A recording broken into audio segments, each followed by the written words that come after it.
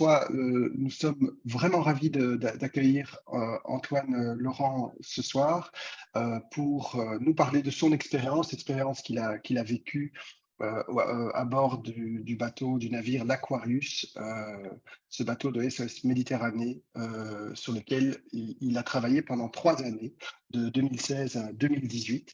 Une expérience dont il parle dans son livre Journal de bord de l'Aquarius, qui est paru il y a 2 ans maintenant. Voilà, et donc je vais laisser la parole à Antoine Laurent, vous dire d'abord aussi que vous pourrez lui poser vos questions. Donc nous allons d'abord écouter Antoine pendant demi-heure environ, et ensuite vous aurez l'occasion de poser vos questions en levant la main. Donc en cliquant sur je lève la main, je vous réexpliquerai à ce moment comment faire pour ceux qui sont moins à l'aise avec euh, la technique de Zoom. Voilà. Antoine Laurent, bonsoir. Merci beaucoup d'être avec nous. Alors, je voudrais d'abord vous demander, pour commencer, si vous pouvez vous présenter plus concrètement que ce que j'ai fait, parler de qui vous êtes, parce que voilà, ça fait quelques années maintenant que vous ne travaillez plus sur l'Aquarius. Et donc, voilà, il nous intéresse évidemment de savoir, de vous situer quelque peu. Merci. Bonsoir, merci beaucoup de l'invitation. Je suis ravi de pouvoir échanger avec vous. Je vous appelle là de Paris. C'est un peu dommage de ne pas se voir en physique. Ça aurait été plus simple, mais j'avais un temps un peu chargé. Donc oui, effectivement, j'ai travaillé sur l'Aquarius de 2016 à 2018. Avant cela, j'ai été officier de la marine marchande. Donc, je travaillais sur des navires de commerce comme mécanicien au début et ensuite comme officier, enfin comme lieutenant à la passerelle, à piloter ces bateaux pendant 3-4 ans sur différentes mers du monde. Et en 2015-2016, j'ai, comme vous tous, je pense, constaté à travers la presse tous ces drames en Méditerranée. D'abord, beaucoup entre la Turquie et la Grèce, avec une explosion du nombre d'arrivées à partir de l'été 2015, qui m'a pas mal bouleversé de là où j'étais, parce qu'en tant que marin, quand on voit des gens qui prennent des risques incommensurables, même sur quelques kilomètres, dans une eau froide avec beaucoup de vent, beaucoup de mer, et qui viennent se fracasser sur les rochers grecs avec à l'époque des moyens d'assistance assez limités, ça m'avait beaucoup marqué. Et je m'étais dit, mais tiens, est-ce que des gens comme moi, des gens de la mer qui connaissent bien le monde maritime, qui connaissent bien tous les moyens techniques qui pourraient aider ces gens à ne pas prendre autant de risques, est-ce que je ne pouvais pas donner un coup de main? Et à cette même période aussi, fin 2015, pour faire le contexte du parcours, il y a eu aussi une montée des risques au niveau de la Méditerranée centrale, entre la Libye et l'Italie. Parce qu'ensuite, après, il y a un troisième point de passage qui est entre le Maroc et l'Espagne, qui lui est beaucoup plus ancien, mais où les risques sont un peu moindres parce que les gens passent plutôt par la terre, et ceux qui passent par la mer sont déjà assez encadrés par les autorités espagnoles. Mais en tout cas, à cette époque, fin 2015, les risques commençaient à grossir grandement en Méditerranée centrale, et plusieurs ONG ont commencé, qui étaient déjà engagées, certaines en Grèce, ont commencé à vouloir lancer des missions en Italie. Et il y a aussi l'ONG SOS Méditerranée qui s'est créée en 2015 et qui a, sous l'initiative d'une Française et d'un commandant allemand, qui a voulu, une des premières, a voulu lancer un gros navire, entre guillemets. Il paraît gros sur les images, mais en vrai, l'Aquarius n'est pas très grand, mais ça faisait quand même partie des plus gros navires qui avaient été déployés depuis lors par une ONG. Et du coup, j'ai proposé mes services début 2016 pour les aider, parce que, en fait, un gros navire, c'est très différent de ce qui se passait en Grèce, où en Grèce, les équipes de sauveteurs étaient basées dans les ports et ils partaient en Zodiac. Ou alors, c'était des équipes médicales qui étaient directement sur les côtes pour accueillir les migrants. Et lorsque ce type de sauvetage depuis la côte, qui était plus accessible pour des gens qui avaient de l'expérience du secourisme, du sauvetage en mer, était plus simple. Par contre, travailler sur des gros navires en pleine mer, en totale autarcie, à partir de plusieurs semaines, en autonomie, ça demandait une logistique très différente. Et le sauvetage de masse que l'on faisait en Méditerranée centrale, pareil, ce n'était pas du tout les mêmes ordres de grandeur. C'est-à-dire qu'entre la Turquie et la Grèce, c'était des bateaux qui, en général, avaient quelques dizaines de personnes à bord, alors que En Méditerranée centrale, il y avait parfois plusieurs centaines de personnes à bord, comme on a pu, encore une fois, l'expérimenter la semaine dernière. Donc voilà, je me suis engagé en 2016 comme marin sauveteur au début. J'étais dans l'équipe de sauvetage. Voilà, sur le bateau, il y avait 3 types d'équipes. Il y avait les marins qui faisaient tourner le bateau, qui étaient en fait rattachés à l'armateur à qui on affrétait le navire, l'Aquarius. Il y avait l'équipe médicale qui était au début menée par Médecins du Monde, puis ensuite par Médecins sans frontières, qui avait un médecin, sage-femme, 2 ou 3 infirmiers, ce qu'on appelle un médiateur culturel qui se chargeait de faire des traductions, de récolter des témoignages et de faire un peu d'assistance psychologique vraiment de première urgence. Et on avait un logisticien. Et puis il y avait l'équipe de sauveteurs qui était, elle, gérée par SOS Méditerranée, dans lequel j'ai été introduit. Ensuite, j'ai géré cette équipe pendant quelques semaines lors de ma première mission. Et à la fin de ma deuxième mission, je suis rentré à Paris dans les bureaux pour prendre en charge la responsabilité des opérations maritimes qui consistait en gros à faire en sorte que la mission puisse tourner, tout bêtement. C'est-à-dire que gérer toute la logistique, le recrutement des sauveteurs, donc la composition de l'équipage, enfin en tout cas de l'équipe de sauveteurs, ce qui est un subtil équilibre à trouver parce que c'est des bénévoles qui ne vont pas gagner beaucoup d'argent quand on les prenait et qui n'avaient pas beaucoup de temps disponible. Il fallait trouver des compétences ultra diversifiées sur une équipe très resserrée, avec des gens d'une bonne santé mentale, une bonne capacité de travailler en équipe avec des cultures différentes. Bon, ça, la RH, c'était clairement le plus compliqué. Après, il y avait tout l'aspect technique, logistique, gestion des escales, le matériel. Il fallait trouver. On était clairement en train d'inventer une manière de faire du sauvetage en mer parce que ce fameux sauvetage de masse auprès de personnes ultra fragiles, embarquées sur des petits bateaux très très fragile aussi, ça ne se faisait nulle part ailleurs dans le monde. Donc, on a dû un petit peu s'inspirer de ce qui se faisait dans quelques entités de sauvetage à travers le monde, mais on a dû tout créer nous-mêmes avec des équipements dédiés pour ça, faits sur mesure, des procédures faites pour cela. Ça a pris pas mal de mois avant de vraiment trouver nos marques et être en mesure de faire face à des situations d'urgence qu'on avait difficilement anticipées, parce que pareil, les situations pouvaient être très différentes entre elles.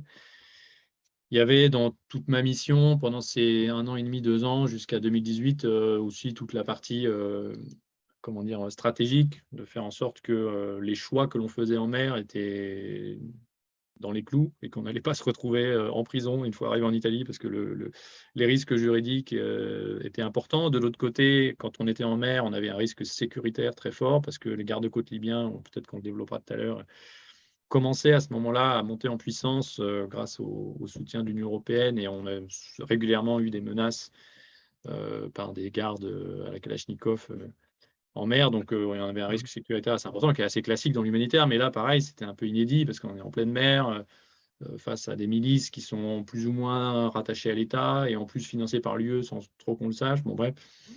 Et ensuite, toute la relation avec l'ensemble des parties prenantes qui étaient engagées en Méditerranée centrale, parce qu'il y avait des ONG, mais il y avait aussi beaucoup de... Enfin, c'était les gardes-côtes italiens qui chapeautaient l'ensemble de ces opérations. Donc, il fallait avoir des relations assez cordiales avec cette entité, plus les militaires, qu'ils soient italiens ou d'autres. Il y a l'OTAN qui était déployé là-bas, il y a des militaires des États européens, et puis les navires de commerce qui passaient dans le coin et qui parfois étaient mobilisés aussi. Donc tout cet écosystème qu'il fallait gérer et nous réussir à nous introduire et à entretenir notre place parce qu'on était clairement un peu menacé d'en être exclus et cet espace humanitaire que l'on occupait, qui se restreignait au fur et à mesure, on va développer tout à l'heure, eh bien, il y a eu tout un effort à mener qu'on ne voyait pas vraiment de façade, hein, mais énormément d'efforts à mener dans les coulisses pour défendre un peu notre beefsteak dans cet écosystème. Mhm. Donc ça, c'était ma mission en tant que responsable des opérations. Et après, bon, après tout ce que je raconte dans mon livre, et à la fin, j'ai quitté cette mission de l'Aquarius à l'été 2018, après que potentiellement vous avez dû en entendre parler dans la presse en juin 2018, où Matteo Salvini, leader d'extrême droite italien, est arrivé au gouvernement en tant que ministre de l'Intérieur et donc en charge de la migration et a voulu marquer le coup en bloquant l'accès aux ports italiens des ONG déployées en mer, ce qui a marqué un tournant, ce qui a fait un buzz médiatique énorme et qui a vraiment mis les projecteurs sur notre action et sur les lacunes de la politique migratoire européenne. Donc il y a eu un peu un tremblement de terre, il y avait tout ça à gérer. Et 2-3 mois après cet événement, moi, j'ai quitté la mission, d'une part parce que l'Aquarius, c'était planifié, enfin, c'était su, il n'y avait plus beaucoup d'échappatoires, allait s'arrêter Mhm. à cause des pressions politiques qui nous étaient faites. Et puis moi-même, j'avais envie de partir vers d'autres horizons. Donc, pour le contexte, juste depuis lors, je suis retourné faire des études pendant 1 an en relations internationales. Et puis après, je suis entré en politique. J'ai travaillé pendant 3 ans en politique, principalement avec des écologistes en France, au niveau Mhm. national, avec des députés et des candidats à des élections. Dernièrement, j'étais un des responsables d'équipe, directeur de pôle au sein de l'équipe de campagne de Yannick Jadot à l'action présidentielle. Et maintenant, depuis novembre dernier, je travaille comme responsable plaidoyer au sein d'une ONG qui s'appelle Reclaim Finance. Donc, ça n'a rien à voir avec la migration, quoique on ne parle pas beaucoup de migration, mais c'est quand même très lié, qui en fait essaye d'influencer le secteur financier pour qu'il arrête de financer ou d'investir dans des entreprises qui font n'importe quoi à travers le monde, sur le plan humain ou écologique, Mhm. ou politique, démocratique. Donc, ça rejoint aussi les activités d'Amnesty International, que vous connaissez bien, les entreprises minières qui font pas mal de dégâts. Et voilà pour le petit Mhm. panorama du CV. Alors, combien de temps dure une mission? Donc, j'imagine que combien de missions avez-vous fait comme ça en 2 ou 3 années? Parce que sur les 3 années, donc vous étiez pendant 3 ans sur le bateau, et puis il y avait encore le bureau à Paris, Non, ou alors moi c'était. j'étais marin sauveteur au début, j'ai fait 2 missions seulement, et après, comme j'étais en charge des opérations, j'étais plus à bord, je C'est restais à ça. l'hôtel, mais enfin, j'allais à bord de temps en temps parce que j'avais besoin de garder un lien avec l'équipage et OK. de voir justement comment les procédures étaient mises en œuvre, puisque c'est souvent moi qui les mettais à jour. Pareil pour l'équipement qu'il fallait améliorer, etc. Donc je faisais des petites sautes, et puis en tout cas j'allais en Sicile, là où Mhm. le navire était basé, j'y allais régulièrement, une fois tous les mois ou tous les 2 mois. Mhm. C'est ça. Et donc, une mission, c'est quoi? C'est un départ en mer, c'est Donc, une mission longer typique, Oui. voilà, une mission typique d'un navire humanitaire, en général, c'est sur des cycles de 3 semaines, qui équivaut, alors ça vous paraît bizarre, mais ça équivaut à la durée de vie de vos vivres fraîches. Bon, Mhm. ça Mhm. paraît absurde de le dire comme ça, mais, Mhm. mais les navires, faut bien trouver des limites à ce qu'on fait. Donc, vous savez, les fruits et légumes, c'est une durée de vie d'à peu près 15 jours. Et puis après, pour Mhm. vos produits frais, c'est 3 semaines. Donc, on est obligé de revenir au port tous les 3 semaines pour refaire le plein de nourriture. Et puis, on en profite aussi pour faire tout un tas d'autres choses. Donc, le plein de carburant, des relèves d'une partie de l'équipage. On fait livrer des pièces détachées. L'équipage se repose un peu. C'est l'occasion aussi pour nous, quand on travaille à terre, de faire le point, de changer ce qui a changé, de même faire une petite pause si on sortait d'une mission un peu difficile sur le plan psychologique. Et lorsque le bateau repartait, donc là, c'était un cycle un peu régulier où la première chose qu'on faisait, c'était des formations, parce qu'il y avait souvent des nouveaux arrivants, et puis même pour les anciens, c'était bien de se rafraîchir un peu l'esprit pour essayer de se former et de s'entraîner à des situations qu'on rencontrait rarement, mais qu'on rencontrait quand même, notamment enfin, les situations les plus complexes, à opérer de nuit, dans les vagues, avec différents types de bateaux. Quand nous, on avait 3 semi-rigides à bord, et ben, les 3 semi-rigides avaient des rôles très particuliers. Et ben, qu'est-ce qui se passe s'il y en a un des 3 qui ne marche pas parce qu'il est en panne? Et ben, on adapte les choses. Donc, on avait tout un tas de procédures comme ça qui étaient montées, qu'on essayait de faire apprendre à l'équipage le plus rapidement possible. Des procédures que j'en passe, que le plus gros risque à laquelle on était confronté, à mes yeux, c'était vraiment la ligne rouge, enfin la ligne directrice que j'avais en tant que responsable des sauveteurs, c'est le risque psychologique, parce que les sauveteurs étaient confrontés à des scènes ultra-violentes de personnes en détresse qui étaient prêtes à tout enfin, qui déjà ont tout perdu et ont pris tous les risques pour quitter la Libye, qui est un Mhm. enfer, et qui du coup en mer sont sans plus aucune limite, sans aucun filtre, et sont prêts à faire n'importe quoi. Donc, il y avait des scènes assez difficiles à vivre pour les sauveteurs qu'il fallait digérer. Et les sauvetages eux-mêmes, où là, c'était clairement les sauveteurs qui avaient la grosse responsabilité d'arriver à faire le maximum pour sauver un maximum de gens quand ça partait en live, eh bien, il y avait quelque chose qui est assez connu dans le monde de l'humanitaire, mais du secourisme en général, c'est le syndrome du sauveteur, qui est que euh, le fait de ne pas réussir à sauver des gens et de penser qu'on est responsable de la mort des gens qu'on était supposé sauver. Les pompiers, ils sont beaucoup confrontés.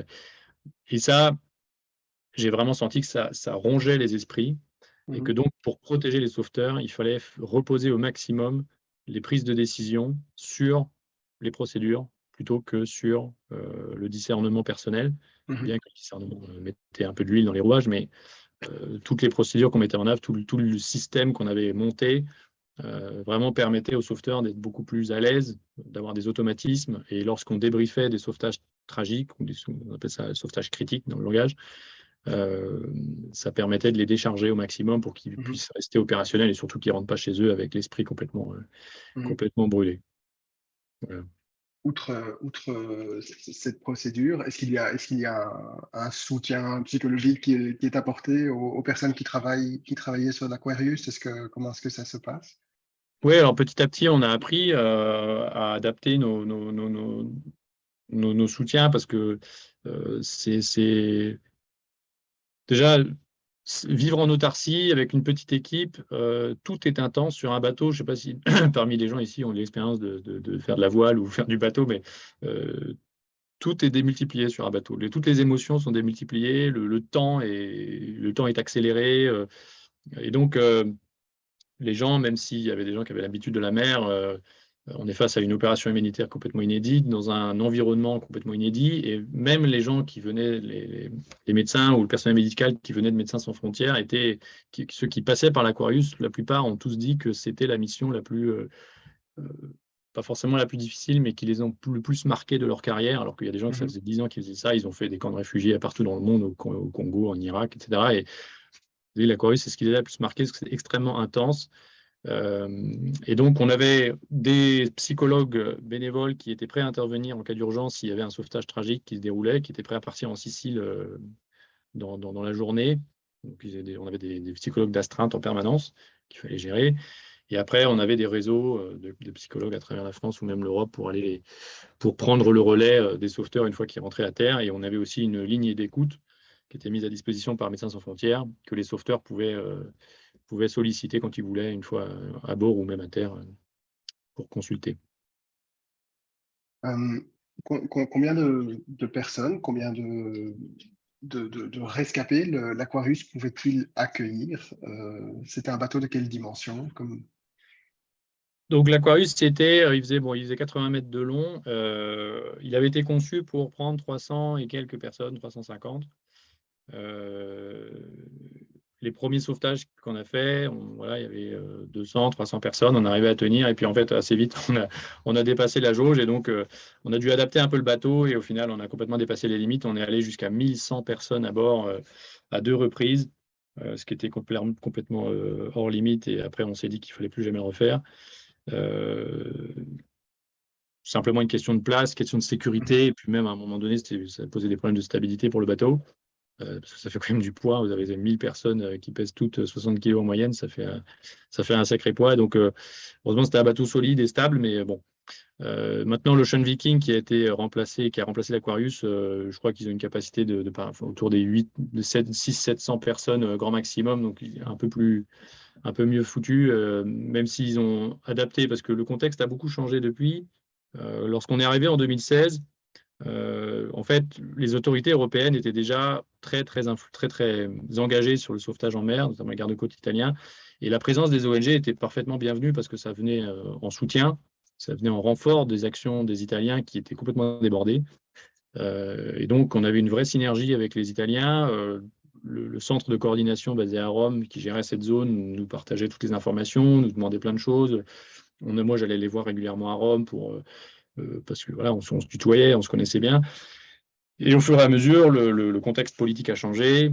Les gardes-côtes italiens ont été sommés de se rétracter petit à petit de cette zone. Ça a été ensuite remplacé par des opérations plus d'ordre sécuritaire, notamment à travers Frontex, l'agence européenne de garde-frontières, qui avait au départ des moyens de sauvetage. Ils avaient des navires dédiés au sauvetage qui étaient faits pour ça. Alors, il y avait des gardes armés à bord, c'était la différence avec nous, mais tout le reste, c'était assez équivalent. Ils avaient un espace d'accueil des femmes, un espace médical, etc. Mais ça n'était qu'au début, et à partir de mi-2017, fin 2017, pareil, ils ont arrêté et ils n'ont déployé que des navires d'ordre purement sécuritaire, militaire, et quelques moyens aériens quand même pour détecter. Donc là, on s'est retrouvé un peu tout seul à gérer tout ça. ce qui a rendu la tâche nettement plus compliquée. Mhm.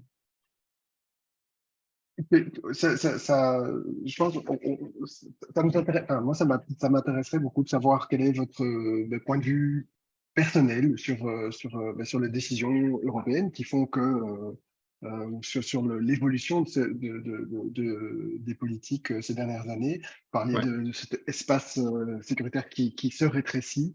Voilà, voilà, ce sont des décisions qui ont des conséquences vraiment importantes.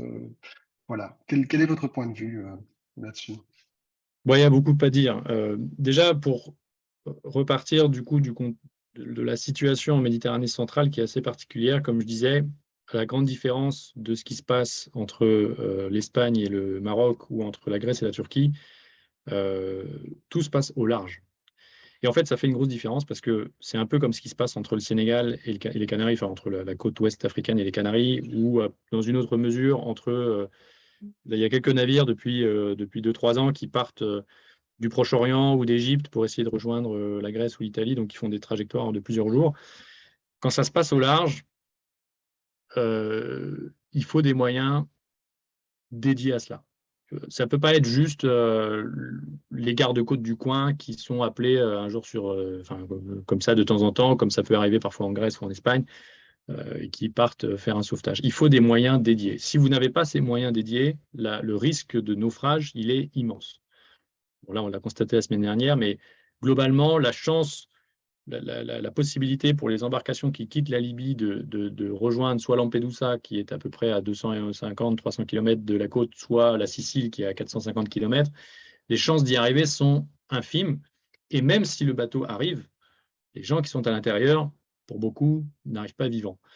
Donc, dans tous les cas, à partir du moment où il est compliqué de limiter les départs, pour d'autres raisons qui sont liées à la situation en Libye et globalement à la situation en Afrique du Nord, si vous voulez éviter les morts, il faut des moyens de sauvetage dédiés assez conséquents, avec des moyens aériens, avec des gros navires qui ont une forte capacité, parce que c'est au large, il faut pouvoir prendre beaucoup de gens pour ensuite les ramener sur le continent et donc naviguer pendant 2 jours en leur donnant de la nourriture, en traiter les blessés, etc. Et pouvoir repartir sur zone rapidement. Donc pareil, il faut une grosse capacité de fuel et puis il faut un équipage très autonome.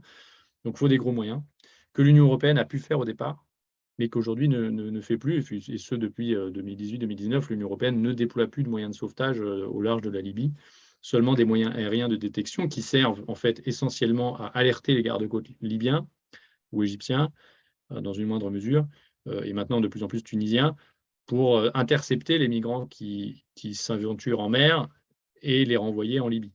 Donc l'essentiel des moyens déployés par l'Union européenne aujourd'hui, c'est du contrôle pour du refoulement. Donc sans moyen de sauvetage, malheureusement, les gens qui s'aventurent, le risque d'y mourir est plus important. Alors quand on voit les chiffres du nombre de décès, c'est assez stable en fait depuis 2013-14. Mhm. On se trouve entre 1000 et 3000 personnes qui meurent par an. Bon, déjà, quand on fait en cumulatif, ça fait quand même une quantité monstrueuse de gens qui meurent. C'est quand même très inquiétant, mais c'est stable aussi parce que le nombre de départs a diminué par rapport à 2016. Cette année, on a une situation assez inquiétante puisqu'on est de nouveau avec des chiffres de départ très conséquents.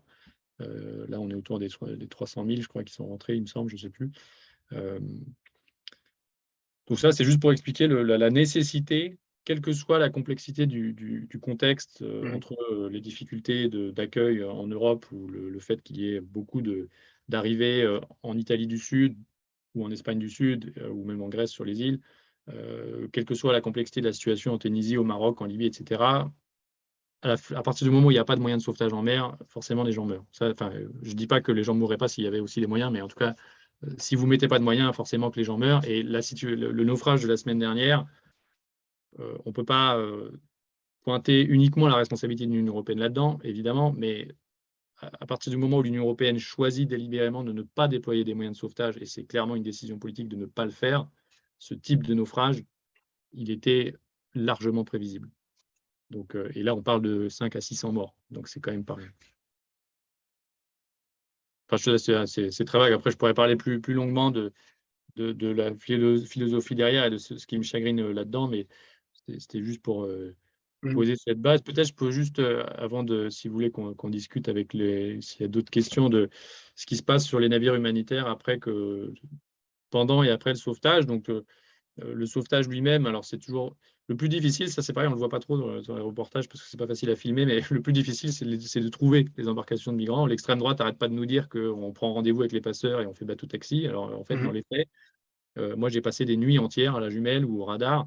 La nuit, on voit rien, mais au radar, à chercher les embarcations en détresse, où parfois on a une information très parcellaire qui nous vient d'un avion militaire qui est passé dans le coin ou d'un appel satellite des migrants qui sont à bord, qui ont appelé quelqu'un en Europe ou en Afrique du Nord et qui nous donne une information assez peu fiable. Et donc, avec ça, on essaye de les trouver sur une zone qui est immense, qui fait, nous, la zone de détresse que l'on sillonnait, elle faisait à peu près 250 km de long.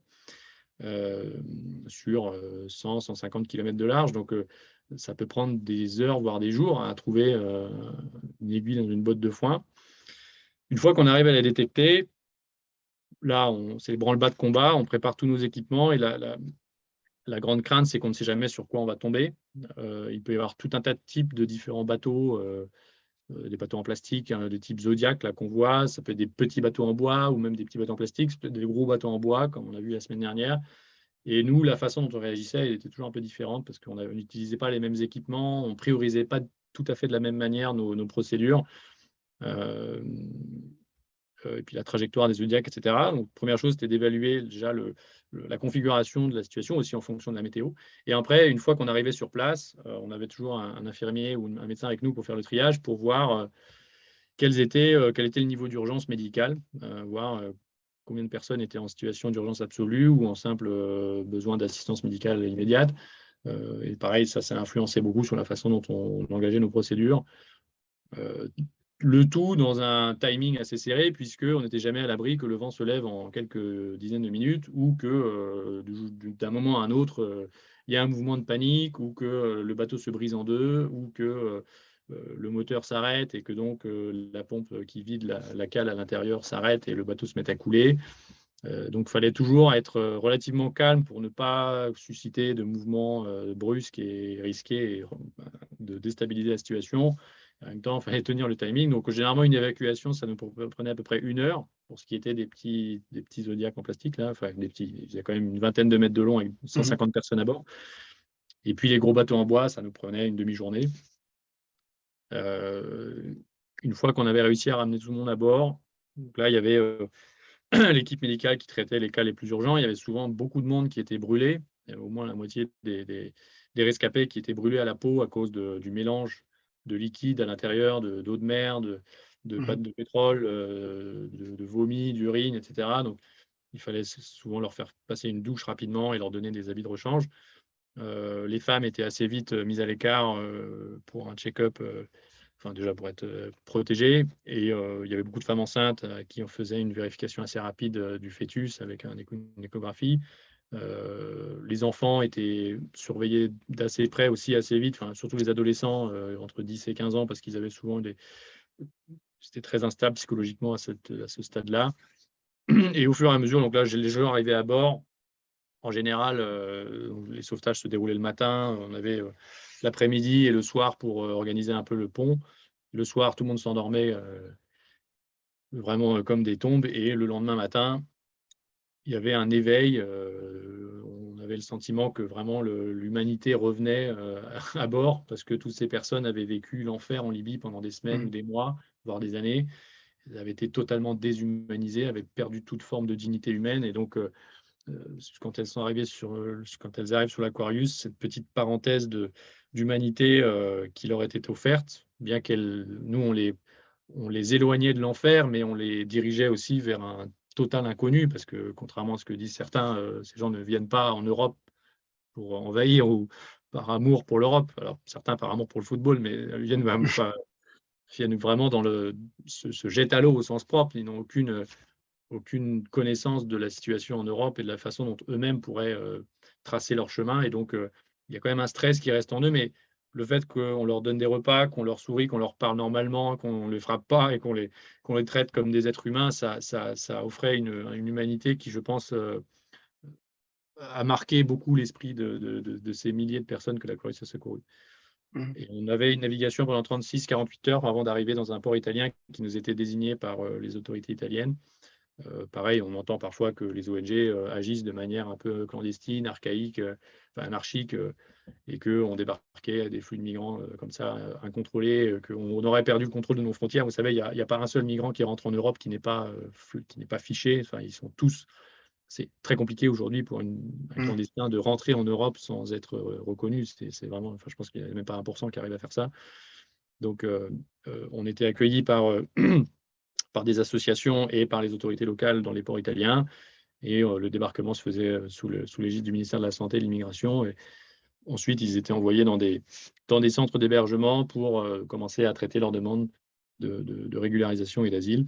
Et nous, ensuite, on repartait directement en mer dans la foulée. Dès que le dernier rescapé était débarqué, on levait les amarres et on repartait en mer. Et on faisait ça pendant ce fameux cycle de 3 semaines. Voilà. Y a-t-il beaucoup de femmes, d'enfants qui font la traversée? Est-ce que vous avez une idée de la proportion? Oui, alors Voilà. SOS Méditerranée a fait des statistiques. Alors, je n'ai plus en tête les chiffres, mais ça doit être dans les 30% à peu près de femmes et à peu près 15% de mineurs, 15-20% de mineurs dans ces eaux-là. Donc, c'est une proportion assez importante Oui, quand même. oui.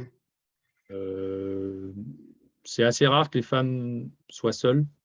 Enfin, en tout cas, c'est assez régulièrement, les femmes étaient quand même accompagnées par leur mari. Alors, bon, 95-98% des femmes qui venaient du Nigeria étaient accompagnées par leur proxénète, enfin, ou en tout cas des agents des proxénètes, qui les accompagnaient depuis leur village du Nigeria jusqu'au bois de Vincennes, clairement. Et nous, on le savait, et on identifiait assez facilement les hommes qui les accompagnaient, mais malheureusement, on ne pouvait rien y faire et on n'allait pas s'amuser à faire le tri ou à faire justice nous-mêmes, ce n'était pas notre rôle. Et ça, c'était très troublant de voir que vraiment la quasi-totalité des femmes nigérianes, qui, parmi les femmes, représentaient une proportion assez importante, étaient en fait déjà enrôlées dans des réseaux de prostitution. Voilà pour un exemple. Et les femmes, alors je parlais des adolescents, mais c'est vrai que les femmes, moi j'ai toujours été très, très marqué. J'avais eu assez peu d'échanges avec elles parce que c'était assez fermé aussi, parce qu'on voulait vraiment leur foutre la paix. Mais elles ont clairement, enfin, le parcours migratoire subi par les femmes est, je pense, bien pire que ce que vivent les hommes, même si c'est évidemment pas une compétition, mais je pense qu'elles accumulent une quantité de souffrance déjà depuis leur départ. Je pense que le caractère forcé de leur migration l'est encore plus que les hommes, même si en général tous sont soumis à une migration forcée, mais je pense que les femmes ont vraiment toutes les raisons de quitter leur foyer, et puis après, tout est plus difficile, quoi. Et donc, heureusement, ce petit halo d'humanité qu'on leur offrait, je pense que ça leur donnait un vrai souffle pour faire face à la suite. Peut-être une dernière question, et puis on va passer aux questions des personnes qui assistent à la session. Oui. Est-ce que vous pourriez nous expliquer euh, comment fonctionne le cadre réglementaire au niveau du droit maritime quand un bateau se trouve dans les eaux italiennes ou les eaux grecques ou les eaux françaises, quand il est dans les eaux internationales, s'il est repéré en fonction du lieu où il est repéré, comment est-ce que ça se passe? Alors, c'était un peu compliqué, il faudrait que j'ai une carte, j'ai pas pris de carte, mais en gros, l'ensemble des mers du monde sont divisées en zones de sauvetage qui, en fait, sont sous la responsabilité des États côtiers, des États de la zone. Donc, par exemple, la France, eh ben, nous, on a en responsabilité à toute la côte française de l'Hexagone et de l'Outre-mer. La Belgique, elle a sa petite zone au large d'Ostende. Et puis, voilà, chaque pays a sa zone. Au large de la Libye, il y a eu une grosse ambiguïté depuis la chute de Kadhafi. Enfin, c'était peut-être encore avant, je ne sais plus, mais en tout cas, quand nous, on est arrivé en 2016, la zone de sauvetage libyenne n'était gérée par personne, parce que l'État libyen n'existait plus, ou en tout cas n'était pas légitimement installé, n'avait pas d'autorité. Et donc, ce sont les Italiens qui, depuis 2013, avaient, de manière un peu tacite, pris la responsabilité du sauvetage de cette zone au large de la Libye.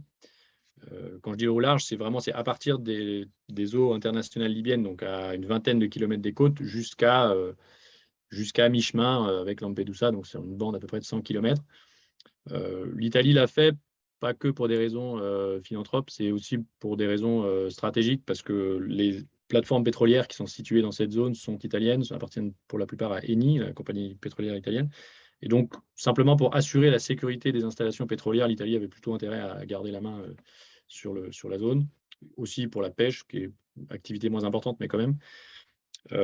Et donc, quand on est arrivé en 2016, lorsqu'une situation de détresse était détectée, lorsqu'un signal de détresse était émis, ou lorsque nous-mêmes constations une situation de détresse, automatiquement, les informations étaient transmises au centre de coordination des sauvetages basé à Rome, qui avait la responsabilité de cette zone, et qui devait, et ça c'était son obligation légale, tout mettre en œuvre pour que les personnes en détresse soient secourues et envoyées, transférées dans un port sûr, au sens du droit maritime, c'est-à-dire où les gens seraient, leur santé serait préservée, que suite à leur naufrage, suite à leur détresse, leurs conditions sanitaires seraient prises en charge. Pas forcément le plus proche. On entend partout que ça va être le port le plus proche. Alors en fait, non, il n'y a pas de notion de distance. C'est plus une notion d'efficacité, quoi. Il ne faut pas que ce soit à Pétaouchnok. Il faut que ce soit un port relativement proche, mais ce n'est pas forcément le plus proche, parce que des fois, il y a des ports proches qui n'ont pas d'installation. C'est un port qui est capable de les accueillir assez proches. Ça peut être aussi un débarquement sur un navire. C'est-à-dire que le centre de coordination peut se décharger de ça. En fait, la responsabilité du centre de coordination, et ça c'est important, elle existe à partir du moment où il y a une détresse jusqu'au débarquement.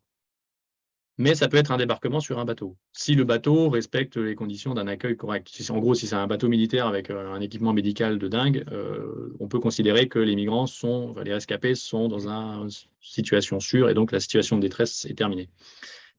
Tous les navires qui sont impliqués dans l'opération de sauvetage par le centre de coordination sont donc quasi sous les ordres du centre de coordination. Il n'y a aucune obligation à suivre les ordres, mais il y a une interdiction de ne pas agir.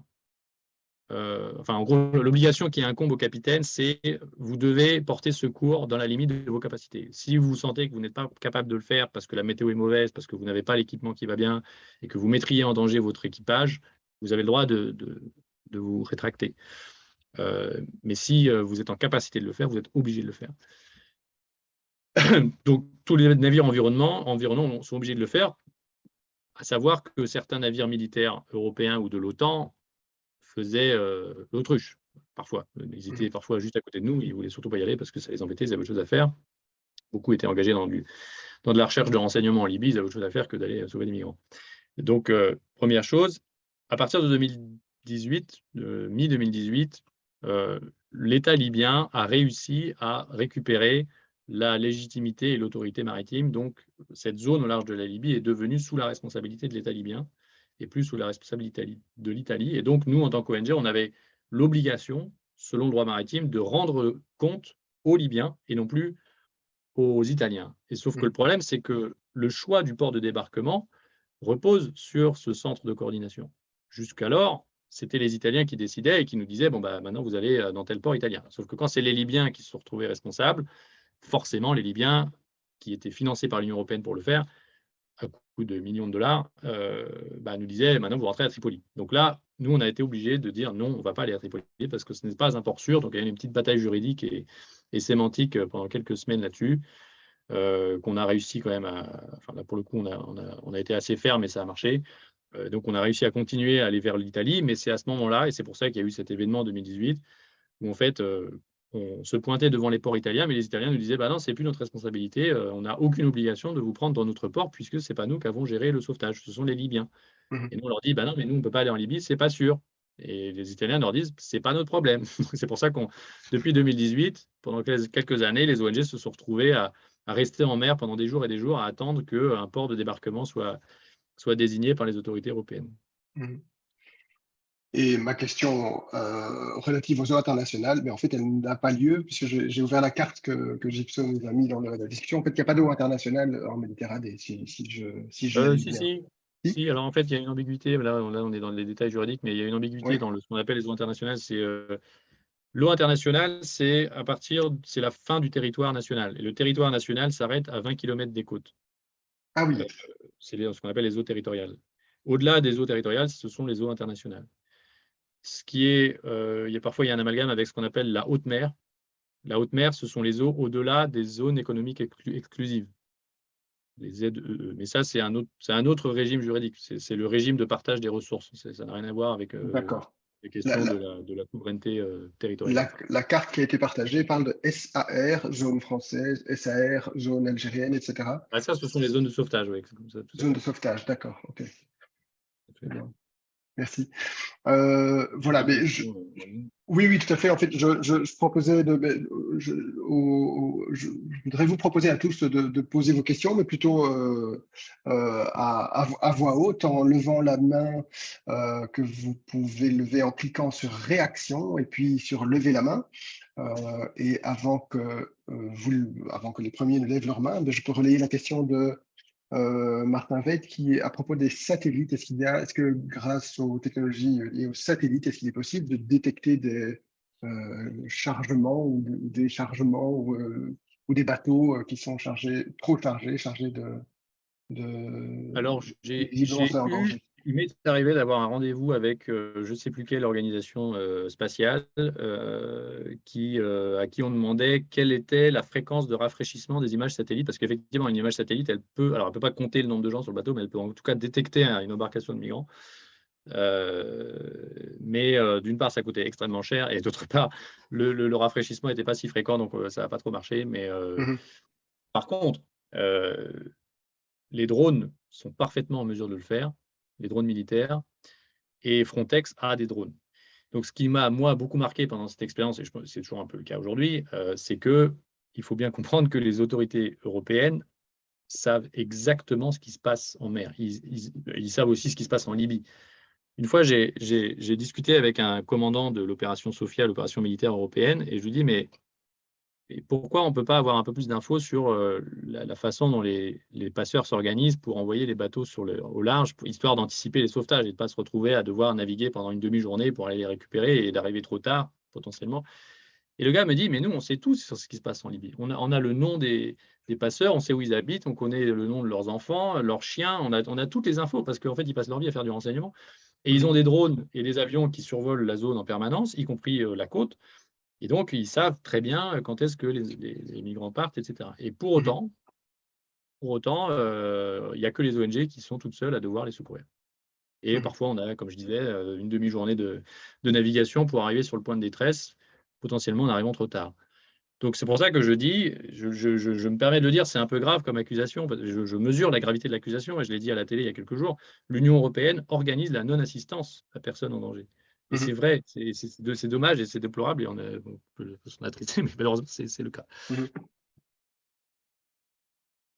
Merci. N'hésitez pas donc à poser vos questions, levez votre main. Voilà, oui, il y a une question de Lisa. Lisa, Oui. tu peux mettre ton micro et la poser. Oui, je suis là. Bonsoir. Déjà, merci, grand merci pour votre témoignage, c'est super intéressant.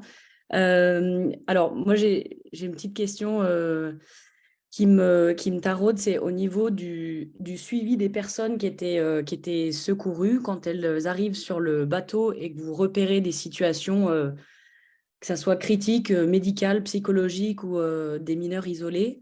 Comment ça se passait concrètement quand venait le débarquement et à qui potentiellement vous faisiez le passage d'infos pour que le suivi de ces personnes puisse tant bien que mal se faire?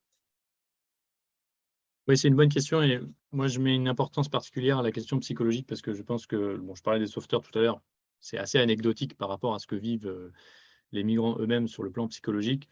Et je suis assez convaincu que les traumatismes qui sont vécus par ces personnes, que ce soit en mer ou avant la traversée ou même après la traversée, c'est un, c'est un désastre humanitaire invisible et vraiment assourdissant. Pour la parenthèse.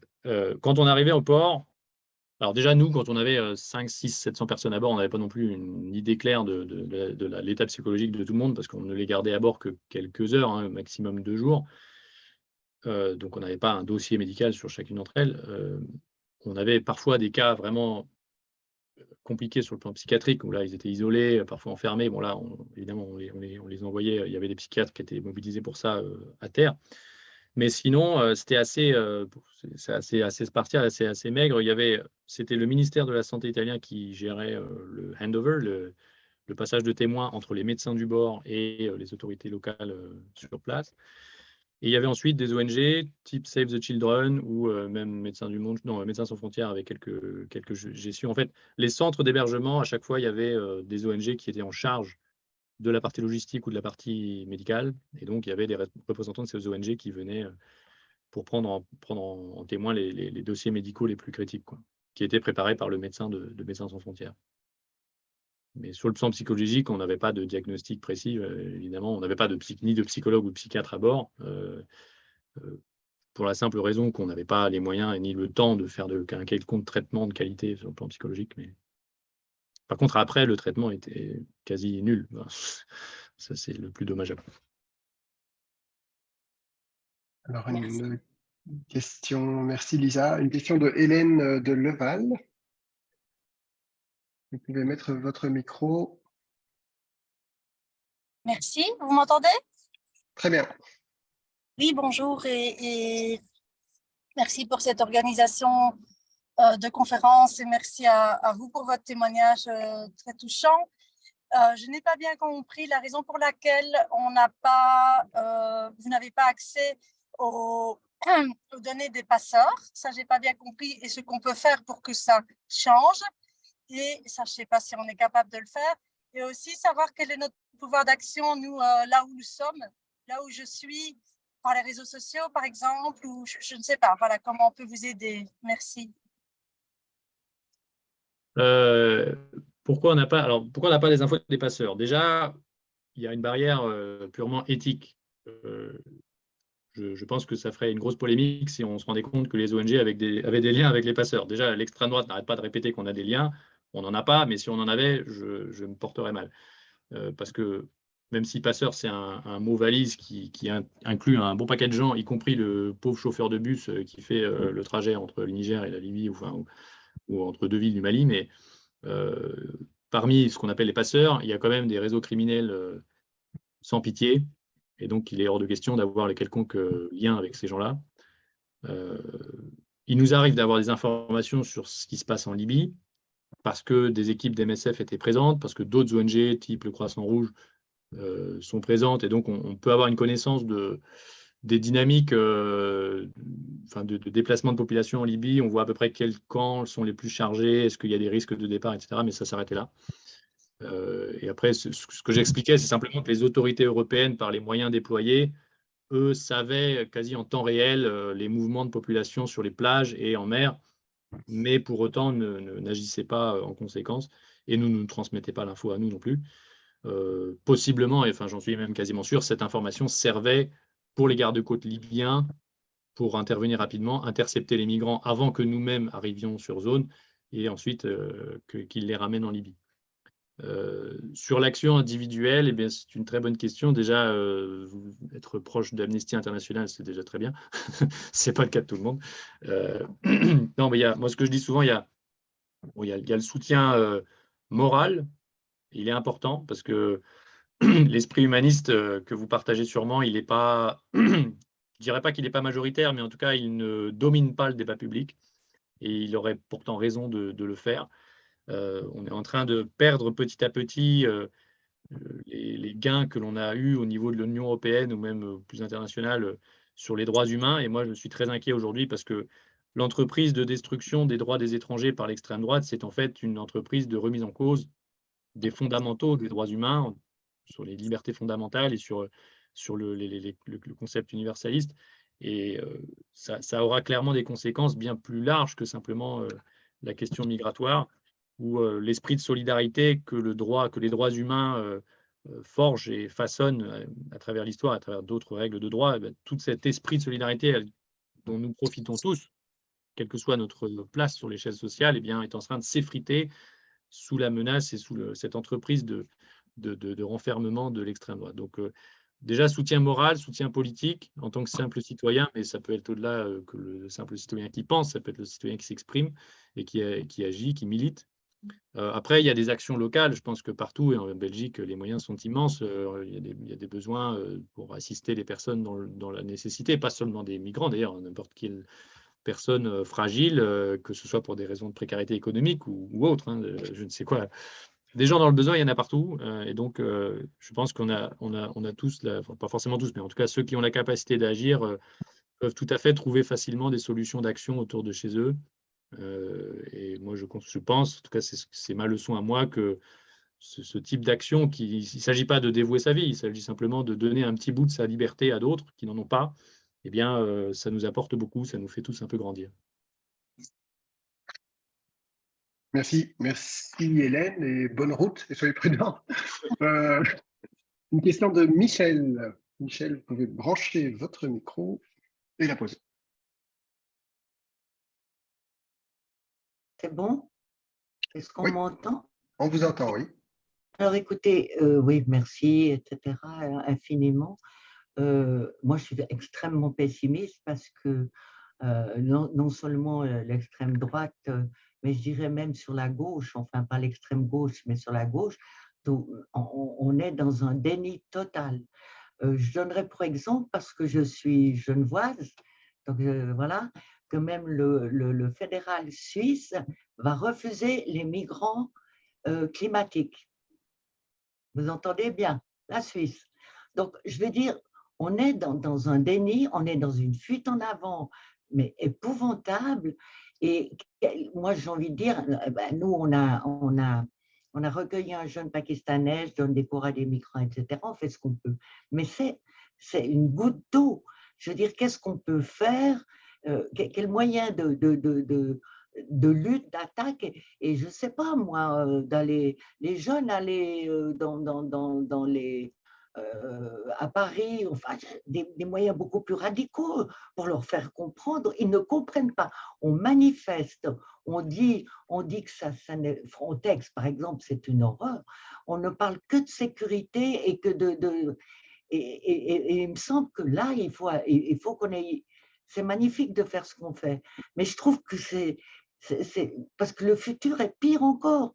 Ils vont, Michel, Oui, excusez-moi. Merci, oui, parce que je vois qu'il y a beaucoup de mains qui se lèvent. Donc, Oui, vous si avez vous voulez en raison. venir à la question, Oui, merci. vous n'avez pas une raison. Mais qu'est-ce qu'on fait et comment voyez-vous l'avenir?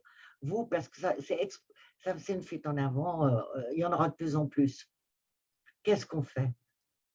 Moi, je trouve que… En fait, je répondais sur au-delà des actions individuelles que chacun peut mener, qui d'ailleurs peuvent parfois prendre la forme d'une action collective. Hein. Une ONG, c'est avant tout, c'est pour ça qu'on appelle ça la société civile, c'est une action collective et qui peut parfois prendre des amplitudes énormes. Je parle du soutien moral parce que pour moi, l'adversaire, la racine du problème, il est politique, c'est-à-dire qu'on a en face de nous des personnes qui défendent un agenda xénophobe, voilà, qui refusent toute forme d'altérité, qui cherchent à préserver une forme d'homogénéité ethnique, etc. Et ces gens-là, qui ont depuis 40 ans pris le monopole du récit sur la migration dans notre société, dans le débat public, ont imposé une lecture du problème qui est à mes yeux totalement erronée et que malheureusement nos gouvernements plus démocrates, plus républicains ont recyclé, se sont eux-mêmes appropriés pour apporter des réponses dans l'optique d'éviter de perdre trop d'électeurs qui seraient tentés de partir vers l'extrême droite. Et cette lecture-là, c'est de considérer que les migrants ne seraient pas forcés tant que cela de fuir et que leur venue en Europe serait plus choisie que forcée et que donc il suffirait de mettre en œuvre des politiques de dissuasion, il suffirait de rendre la migration indésirable et en particulier ce qui attirerait les migrants, notamment l'attractivité de l'Europe. Il suffirait de réduire cette attractivité pour désinciter les migrants de partir de chez eux. C'est ne rien comprendre aux raisons de l'émigration, puisque tout est lié à l'émigration et non pas à la raison qui fait que ces personnes arrivent en Europe. Et toutes les politiques qui ont été engagées depuis ces dernières années cherchent en fait à répondre à cette logique-là, de dissuader les migrants de rejoindre l'Europe, Ouais. alors que le problème de base est que ces gens sont forcés de partir de chez eux. Et s'ils viennent en Europe, c'est simplement parce que l'Europe est là. Je veux dire, si les gens du Panama ou du Nicaragua vont aux États-Unis, c'est parce que les États-Unis sont là. C'est pas, sinon, enfin, voilà. Et si les gens de Côte d'Ivoire, de Soudan, etc., vont en Europe, c'est parce que c'est le refuge qui est à leur portée de main. Et donc, ça, on ne va pas changer la géographie. Par contre, les inégalités qui créent ces mouvements migratoires, eh bien, ça, on peut travailler dessus parce qu'on a une part de responsabilité énorme, d'une part historique, mais aussi encore aujourd'hui. Et je parlais des compagnies minières tout à l'heure. Je pense qu'ici, il y en a certains qui connaissent les sujets des compagnies minières. Ça fait des dégâts monumentaux à l'échelle locale, mais aussi à l'échelle climatique. Et toutes ces compagnies, elles agissent en notre nom. Si vous êtes suisse, vous connaissez Glencore, c'est la pire de toutes.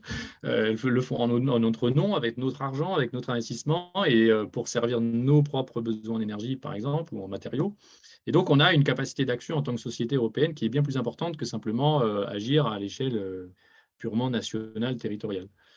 Et donc, c'est un combat qui est vraiment politique sur la lecture du phénomène et derrière sur la façon dont notre société évolue. Et ce combat politique, il se mène dans tous les couloirs d'action politique, que ce soit via les élections, via l'action militante, via la société civile comme Amnesty International ou les débats publics au sein de votre famille comme à la télé ou dans les livres. Voilà. Je vois qu'il y a beaucoup de mains qui se lèvent. Oui, effectivement. Et donc la prochaine, c'est Jean-Louis. Jean-Louis, à vous de poser une question.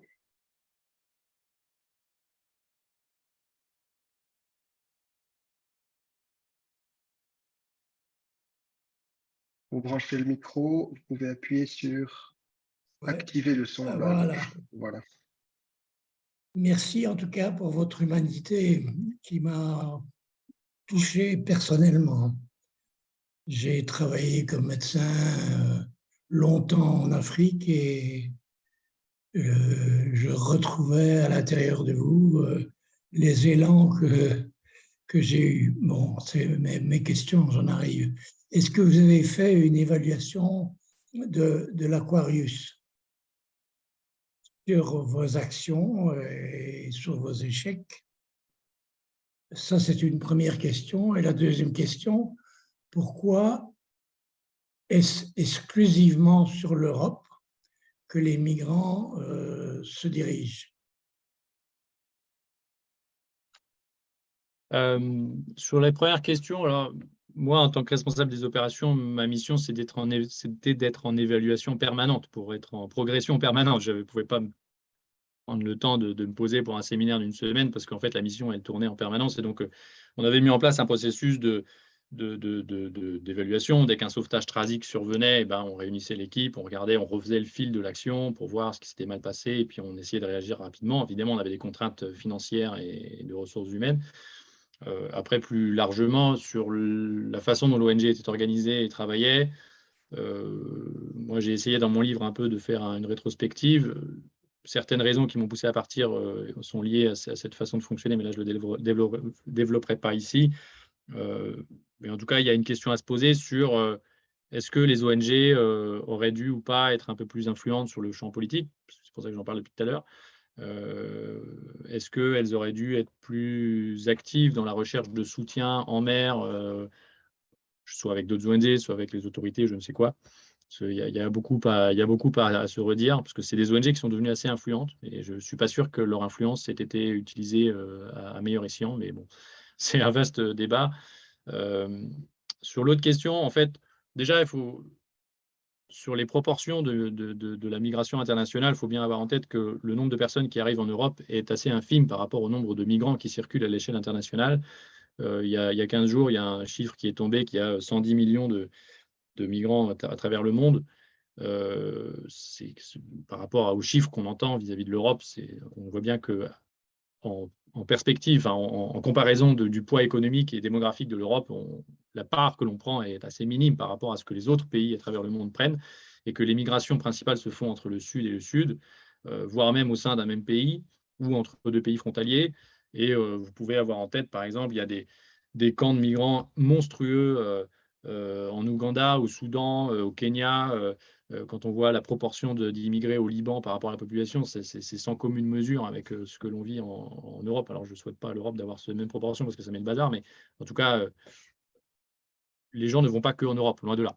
Simplement, l'Europe fait évidemment partie des solutions. Il faut avoir en tête qu'aller en Europe, ça coûte très cher, donc tout le monde ne peut pas aller en Europe. C'est pour pour ceux qui y arrivent, c'est ceux qui ont de l'argent, qui ont la capacité de le faire, soit ils ont de l'argent à disposition pour partir, soit ils arrivent à vendre leur corps pour passer les étapes les unes après les autres jusqu'à embarquer sur un refuel. Merci. Alors, on prend les questions dans l'ordre. C'est au tour de Anne de la poser. Il nous reste une dizaine de minutes. Anne, à toi de poser une question. Le son, oui. Vous m'entendez? Très bien. Ok. En fait, c'était juste... bon, merci pour tout ce que vous dites, évidemment, parce que c'est vraiment un exemple concret. Mais je me demandais si, par exemple, Amnesty ou les ONG ne pouvaient pas faire... parce qu'il y a quand même l'obligation d'aide à personnes en danger qui est en cours. Et donc, est-ce qu'on ne peut pas demander à la Cour suprême ou la Cour des droits de l'homme, par exemple, de condamner justement ce droit, cette obligation d'aide à personnes en danger? Par exemple, une autre petite question, c'est que je fais du bateau. Et donc, par exemple, quand je suis en mer, je me dis chaque fois, si je rencontre... je suis obligée de signaler, de dire s'il y a un bateau qui est en danger, etc. Et tout le monde doit se retrouver et se centrer sur une aide à un navire qui est en péril. Alors, quels sont les moyens qu'on peut faire en tant que... Voilà, par rapport... Les ONG peuvent aussi s'adresser peut-être à des cours des droits de l'homme pour pouvoir... parce que c'est quand même grave, quoi. C'est une obligation d'aide à des personnes en danger qu'on ne fait pas. Voilà. Oui, alors l'obligation, elle existe. Il y a déjà des plaintes en cours contre des responsables politiques et administratifs italiens, à la CEDH et je crois que la CPI d'ailleurs aussi. Donc c'est en cours par des avocats qui se sont lancés là-dedans. C'est un autre type d'action parmi les autres. Sur la question par rapport aux plaisanciers, alors d'une part, je vous conseille vivement de ne jamais intervenir quand vous voyez des migrants, parce que ça risque de vous mettre en grave difficulté. Et puis, d'un point de vue général, de ne pas trop traîner dans ces eaux-là. Et d'alerter le plus rapidement possible. Évidemment, vous intervenez si vous voyez que c'est le dernier ressort, mais c'est aux navires les plus à même de gérer d'y aller. Enfin, les plaisanciers, en général, il ne faut surtout pas y aller. Il faut éviter de jouer les héros au risque de mettre sa vie en péril. Merci. Alors, Anne, c'était effectivement aussi une question qui s'adresse plus à Amnesty. Tu peux sans aucun doute nous l'envoyer par email et on a des personnes qui pourront y répondre complètement sur ce qu'Amnesty fait en termes de plaidoyer notamment. À Bernadette de poser une question. Voilà. En fait, je reviens un petit peu en arrière. Vous avez parlé des procédures que vous avez mises en place pour ne pas faire trop peser la charge sur les sauveteurs. Vous avez parlé des pompiers, je pense, mais j'imagine que bon, les procédures pompiers, ça c'est une chose. Est-ce que c'est simplement l'évaluation que vous faisiez après chaque intervention qui fait que vous avez mis les procédures en place? Oui, enfin, les procédures, on les a faites parce que j'avais bien senti dès le départ qu'il en fallait, parce que comme les choses vont très vite, qu'il y a plusieurs cultures professionnelles qui se mélangent, c'est bien d'être sur la même page au sens propre lorsqu'on intervient. C'est la base. N'importe quel service de secourisme, ils ont tous des procédures. Et après, effectivement, on les améliorait en permanence. Dès qu'il y avait un sauvetage, on débriefait que le sauvetage se passe bien ou pas, pour vérifier si les procédures ne marchent pas. Et puis, dès qu'il y avait une lacune, on essayait de la combler en essayant de mettre de l'huile dans les rouages, aussi parce que les situations étaient toutes assez différentes. Et donc, on a dû démultiplier les scénarios possibles il y en avait tellement différents qu'il a fallu encore adapter les procédures pour qu'elles deviennent un peu plus universelles. Et ça, c'est un exercice assez classique chez les secouristes. Et quand vous voyez la façon dont les pompiers sont organisés maintenant, on ne se rend pas compte, mais c'est des décennies d'expérience qui se résument en un bout de papier qui rend les choses bien plus rodées qu'elles ne l'étaient avant. Merci.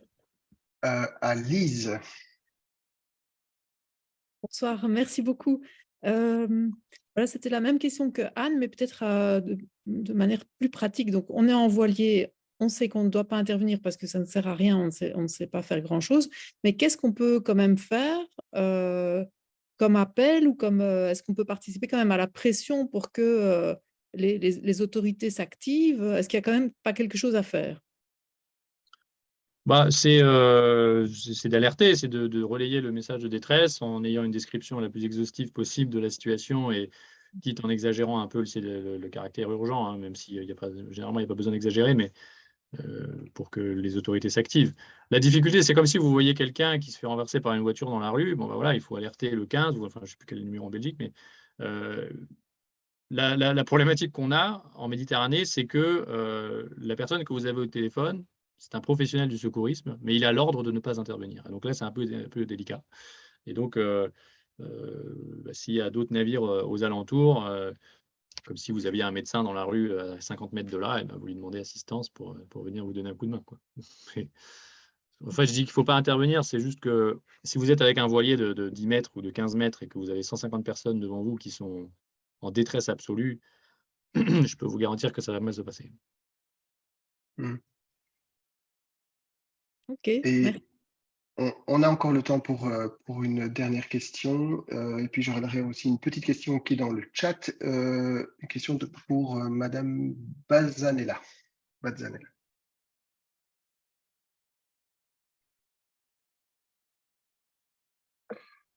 Voilà, oui, bonsoir à tous. Merci pour votre intervention. Désolée, on ne voit pas bien. Oui, ma question, c'était, vous faites que du sauvetage en mer ou alors c'est possible aussi d'aller dans les pays, je veux dire, dans le besoin et de secourir les personnes directement sur place, je vais dire, pour leur éviter justement des traversées comme ça dangereuses? Parce qu'ils risquent leur vie en faisant les traversées qu'ils font en mer, quoi. Ou c'est que sauvetage en mer? Bon, alors, SOS Méditerranée ne fait que du sauvetage en mer, Ouais. et que avec un bateau sur une zone précise. C'est une ONG qui est un peu monotâche. Bon, après, Médecins sans frontières, avec qui il travaille, maintenant il ne travaille plus avec eux, maintenant il travaille avec le CICR, la Croix-Rouge internationale. Parmi les organisations les plus importantes au monde, elles agissent partout dans le monde. Bon, beaucoup sur des actions humanitaires, mais aussi de prévention dans certains pays. Donc oui, il y a plein d'actions partout. Moi, c'est ce que je dis souvent pour rester rationnel et pas tomber dans la critique anti-idéologique à 2 balles de l'extrême droite, c'est que la première chose que je désire, c'est que nous n'ayons plus à faire ça. C'est que les gens n'aient plus à prendre autant de risques pour partir en mer. Et que donc, il faut bien à un moment donné se poser la question de la racine du problème, ce qui implique j'en parlais sur les raisons de l'émigration, et après, il y a la façon dont les parcours migratoires sont organisés, plus ou moins clandestinement. Et il y a encore beaucoup à faire sur la façon dont on pourrait réduire la dangerosité des parcours migratoires en mettant en place des voies de migration sûres et légales, en ayant des points de solidarité plus réguliers le long du parcours. Mais malheureusement, aujourd'hui, la tendance politique est totalement contraire à cela. Et vous avez même maintenant la nouvelle mode qui existe depuis quelques années, qui est de conditionner l'aide au développement au respect de certains accords migratoires, notamment le fait de reprendre des demandeurs d'asile qui auraient été déboutés en Europe, ce qui est complètement absurde. Enfin, c'est conditionné à ça, ça veut dire qu'il y a plein d'autres choses sur lesquelles on peut rien demander.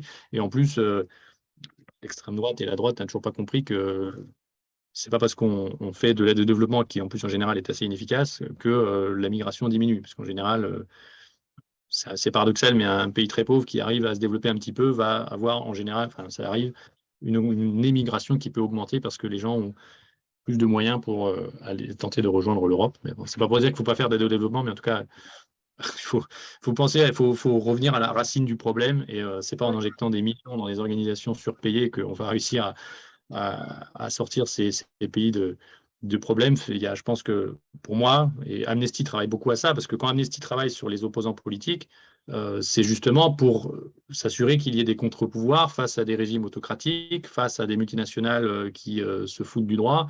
Et quand voilà, et d'autres ONG comme celle pour qui je travaille aujourd'hui ou Global Witness que Amnesty connaît bien, et ben, le but c'est vraiment d'améliorer les conditions d'existence partout dans le monde, d'arrêter que des entreprises ou des États ou des individus, des réseaux criminels mettent en insécurité tout un tas de gens. Et puis après, il y a la question climatique qui vient par-dessus ça. Mais...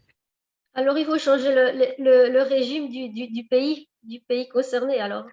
Pas changer le système. Oui, alors il ne faut pas tomber dans l'ingérence. Hein, mais, non, mais non, je veux dire...